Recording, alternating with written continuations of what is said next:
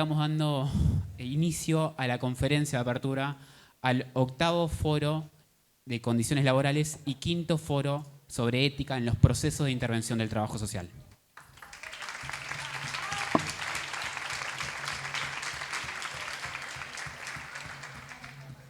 El título de conferencia de apertura se llama Reforma laboral, ofensiva contra el trabajo y posibilidades desde las organizaciones gremiales y profesionales. Entendemos que es un momento complejo a nivel coyuntural, particularmente crítico y atravesado por avances regresivos sobre nuestros derechos laborales, procesos de precarización que afectan particularmente nuestros procesos de trabajo. Y en ese sentido, consideramos que esta mesa nos va a permitir tener la posibilidad de pensar estrategias y nuevos desafíos para la organización y resistencia en nuestros ámbitos de la vida cotidiana y nuestros ámbitos de diferentes espacios socioocupacionales. Pensar frente a la paralización, pensar frente a esta ofensiva. La otra vez nos habían convocado para pensar justamente cuáles eran los puntos de contacto entre lo que fueron la reforma, digamos, de hecho laboral durante la dictadura y la actual, ¿no? Y yo creo que si una repasa puntos, ¿no? Se prohíben las huelgas, se prohíbe, se cancela el estatuto docente, ¿no? Cuando uno recupera lo que pasó en la dictadura, justamente en esto de desmontar la institucionalidad en las cuales se moldeaba las relaciones laborales, bueno, hoy tenemos varias cuestiones para pensar. Esta reforma del gobierno de Milei es un triple ataque, dijo. Por un lado, el sistema de seguridad social. Por otro lado, a las condiciones de trabajo, a las condiciones laborales, algo que nos convoca a discutir en estos foros. Y por otro, la posibilidad de resistencia futura. Y yo le agregaría que esta reforma laboral tiene un cuarto ataque, que es ataque al tiempo de trabajo, al tiempo que organiza nuestras vidas, que nos permite destinar justamente el trabajo en la militancia, en la formación, el compartir con otras y otros, al ocio. Si uno recorre en detalle los artículos, va a ver que hay binomios que aparecen como irreconciliables. En un momento, el artículo 44, que hablaba sobre las licencias por salud, ¿no? Salud y empleo aparecen como dos mundos que están totalmente divididos, no tienen nada que ver, ¿no? Vos te enfermás, no es nuestro problema, va a decir el empleador, ¿no? Y lo intentaron meter, ¿no? O sea, no hay que perder de vista eso, ¿no? Que en los días de velocidad que corrió esa negociación, intentaron avanzar con ese artículo que finalmente lo tuvieron que bajar porque obviamente hay otra serie de negociaciones por delante. Pero hay otro binomio que aparece como irreconciliable y ese quedó. Y es el binomio donde cuidados y jornada laboral aparecen como dos mundos separados. No tienen nada que ver entre sí para esta reforma laboral. Trabajo no remunerado de cuidados, para decirlo en otros términos, y trabajo remunerado, ¿no? O sea, aparecen como dos mundos separados. ¿Por qué? Porque esta ley, yo creo que en vez de llamarse ley de modernización laboral, debería llamarse ley de desorganización de la vida de las y los trabajadores. Para mí, la discusión en el Congreso fue modélica de el escenario al cual nos estamos enfrentando. Y nos enfrentamos día a día en nuestros lugares de trabajo, pero lo podemos ver ahí sintetizado. Si ustedes ven cómo se llevó adelante la discusión de la reforma laboral en la Argentina, va contra cualquier regla de proceso informado, debate público, va contra las reglas más democráticas básicas, digamos. O sea, quisieron ponerlo en diciembre, se dieron cuenta que era un contexto donde apenas llegaron a presentarlo y no lograron avanzar el debate en comisiones, lo retomaron en febrero y en febrero fue una carrera loca, pero no solamente una carrera por la velocidad, fue un debate express, no hubo posibilidad de discutir absolutamente nada. Y a mí me parece fundamental que durante el debate en diputados, en la Comisión de Legislación del Trabajo, hubo 27 oradores, de los cuales solo 5 fueron mujeres, de los cuales solo 2 eran representantes sindicales. O sea, esto está claro que el debate sobre la reforma laboral ya no fue un debate clásicamente tripartito, digamos, se dio en alianza con los gobernadores, negociando las cajas de los empresarios, y no estuvieron presentes las y los trabajadores en su infinidad y diversidad de sectores. Me parece clave pensar cómo nuestras estrategias tienen que tratar de conectar también discusiones que vayan al corazón, al hueso de no solamente nuestras condiciones al interior de los espacios laborales, sino cómo esta batería de reformas laborales que vienen entrando desde el sector financiero y económico afectan directamente nuestras propias vidas y nuestras vidas como trabajadoras y trabajadores. Esta reforma, aquí no está todo dicho. No debemos permitir que se legalice esta idea de avanzar hacia una sociedad del descuido. Hay que cuestionar la narrativa que dice que la reforma laboral viene a crear trabajo de ninguna manera, y tenemos de alguna manera que seguir peleando y llevando estas discusiones a todos los espacios de trabajo para no solamente conmover, sino interpelar y generar contranarrativas que nos permitan poner en valor el trabajo que hacemos todos los días y al mismo tiempo luchar por condiciones laborales que nos permitan vivir y que nos permitan ponernos la alarma y tomar a tiempo el remedio, porque una de las cosas que nos está pasando es que nos estamos descuidando, que no hay tiempo para el autocuidado. El autocuidado no puede ser algo del orden de lo neoliberal. Ah, sí, porque yo voy a hacer yoga. No, el autocuidado tiene que ser parte de nuestras vidas, porque si nuestras vidas se empiezan a consumir, nadie va a sostener este mundo. Entonces necesitamos poner el foco ahí. Muchas gracias por la invitación. Con los relevamientos que se vienen desarrollando desde el 2011 en el colegio, se observa que la precarización y el pluriempleo son denominadores comunes sostenidos en el tiempo, que se reiteran y no se revierten, al igual que la supresión y la reducción de los derechos laborales. Esto no es de la época de Milei nada más. Recuperamos así a las 196 colegas encuestadas que prestaron sus respuestas para así poder armar a partir de acá algunos ejes fundamentales. En principio, pensar el desguace de las políticas públicas, escenario por excelencia en donde nuestro proceso de trabajo se desarrolla.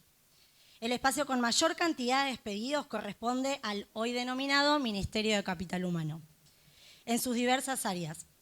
Una de las primeras medidas al asumir Milei fue la conformación de un único ministerio que absorbe diversas áreas como educación, trabajo, cultura, niñez, familia. El presupuesto destinado a áreas sociales y ministerios vinculados al desarrollo social en Argentina sabemos que ha experimentado una fuerte caída, en el marco de un ajuste fiscal implementado por el Gobierno Nacional. Este descenso de partidas presupuestarias forma parte de una política de reducción del gasto público generalizado que incluye recortes en asistencia social, salud y educación como los 3 ejes centrales. Este ataque es al conjunto de la clase trabajadora. Se privatiza la reproducción de la fuerza de trabajo, desfinanciando lo público, y a los trabajadores sociales como lugar en el que desarrollamos nuestra fuerza de trabajo. Este proceso de aniquilamiento estatal, que por cierto es materialmente visible, encuentra al mismo tiempo su correlato en el terreno político-ideológico. Les despedidos mencionan que sus despidos estuvieron acompañados por un discurso de desvalorización de lo público.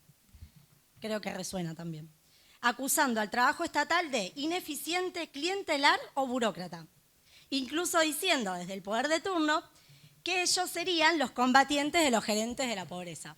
Entonces, un derecho que parecía intocable en términos de protección y de estabilidad laboral, se pierde indiscriminadamente, dejándonos cada vez más a merced de las reglas de juego de quien nos emplea. Estos datos vienen a romper con el mito de que el empleo estatal proporciona seguridad y condiciones favorables. El Estado, tanto nacional como provincial, nos precariza. Otra particularidad son las dificultades para reinsertarse laboralmente tras el despido. Se evidencia en esta encuesta que la reinserción no alcanza condiciones similares o mejores a las condiciones laborales del trabajo anterior. Entre las despedidas consultadas al momento de relevamiento, más de la mitad aún se encontraban desempleadas. Y quienes sí volvieron a reinsertarse laboralmente dan cuenta de una mayor precarización.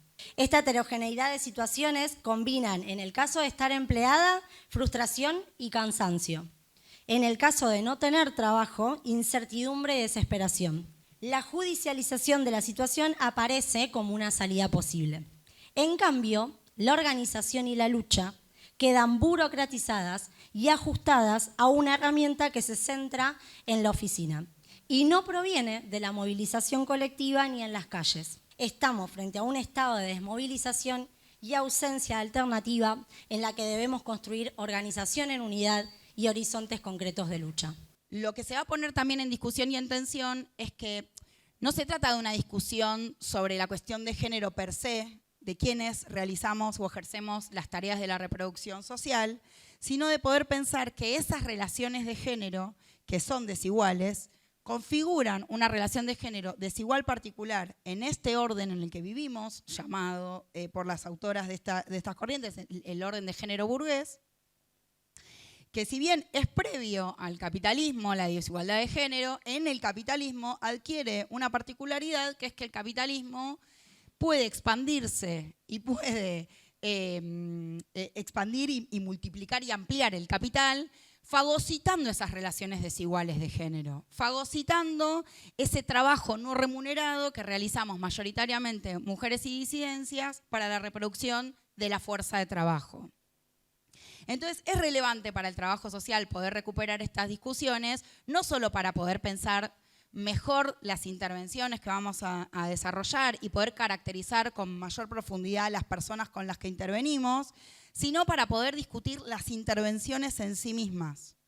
Ubicarlas en el orden de la reproducción social nos hace el llamado permanente a pensar de qué manera estamos participando en la producción y reproducción de la fuerza de trabajo en estas coordenadas en las que vivimos y trabajamos. Entonces, quienes realizamos las tareas de la reproducción social en forma asalariada, lo hacemos precarizadas, lo hacemos en una situación de pluriempleo exponencial quizás para nuestro colectivo en los últimos años, absolutamente desgastadas en nuestra salud laboral y padeciendo especialmente el ajuste que este gobierno nacional hace sobre nuestras condiciones de trabajo y de reproducción de la vida. Es decir, si cierran todas las dependencias donde nosotras y nosotros trabajamos y donde están los compañeros y las compañeras con quienes articulamos para nuestras tareas, bueno, estamos un poquito complicadas para dar respuestas a la reproducción social de la clase de la que somos parte y con la que trabajamos e intervenimos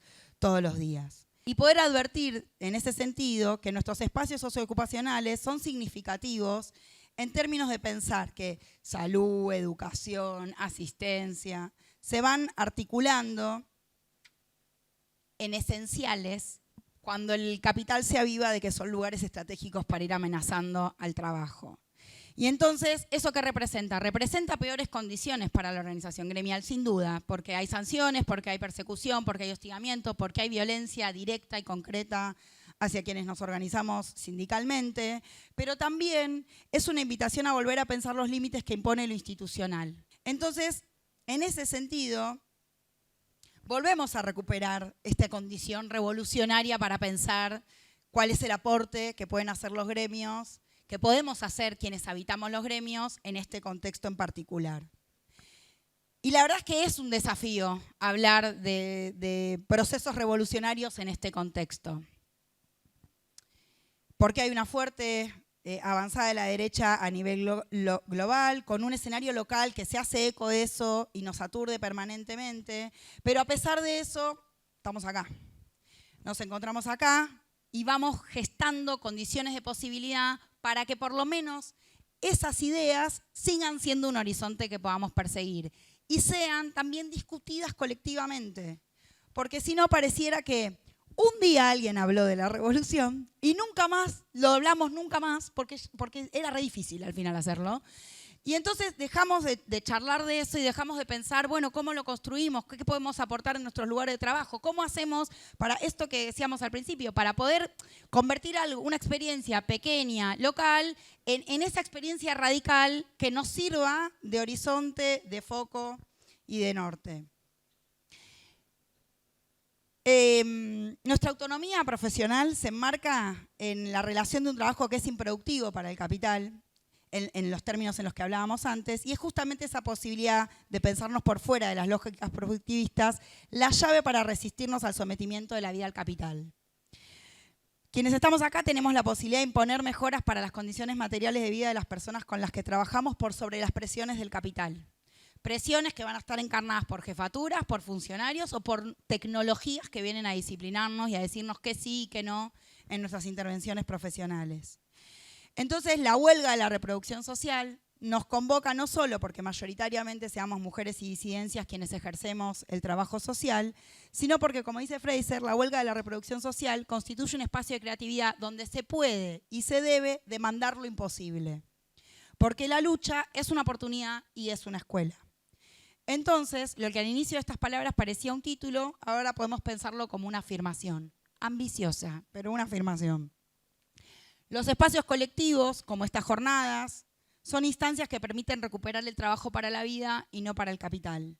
Entonces los colegios, los consejos y los gremios tenemos la posibilidad y la oportunidad de crear condiciones para que eso sea posible.